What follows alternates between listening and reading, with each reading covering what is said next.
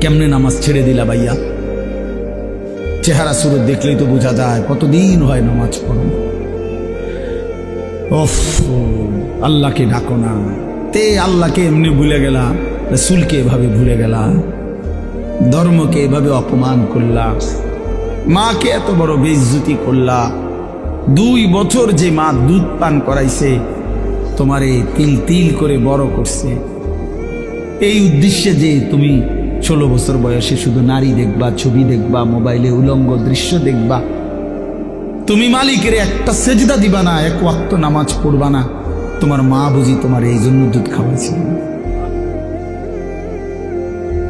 হ্যাঁ, তোমার বাবার তিল তিল করা টাকা, বেচারা কেউ 16 বছর বিদেশ, কেউ 18 বছর বিদেশ, রক্তটা পানি করে পয়সা রোজগার করে, কি পরিমাণ ঘাম শরীরটা দিয়া ঝরে আরব দেশে মরুভূমিতে।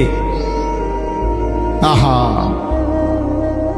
12 ঘন্টা 14 ঘন্টা 16 ঘন্টা ডিউটি করে প্রবাসী, কি পরিমাণ ঘাম ঝরে এক এক প্রবাসী। প্রতিটা টাকার মধ্যে, প্রতিটা দিনার দিরহামের মধ্যে, প্রতিটা রিয়ালের মধ্যে ঘামে ভিজা, ঘামে ভিজা।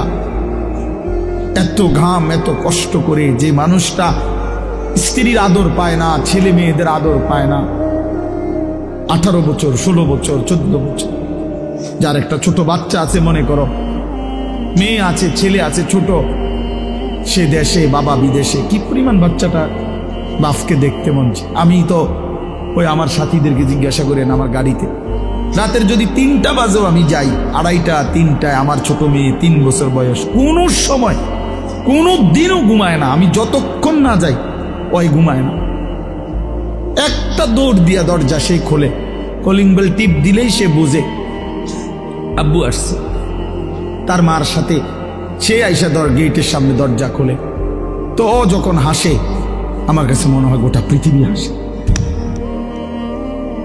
তো এমন আদর যেই বেচারা বছরের পর বছর কোরবানি করে দিছে সন্তানদের জন্য, একটু মুখে হাসি ফুটাবে স্ত্রীর জন্য, তো সেই বাবার সন্তান হয়ে তুমি এইভাবে জীবন শেষ করে দিলা।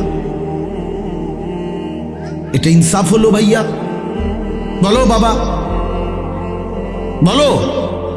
প্রিয় বন্ধু আমার, বাপ আমার, সন্তান আমার, ছেলে আমার, কিশোর নওজোয়ান, আমি এক ফেরিওয়ালার মতো চিৎকার করে বললাম যে নিজেকে নষ্ট করে দিও না ভাই।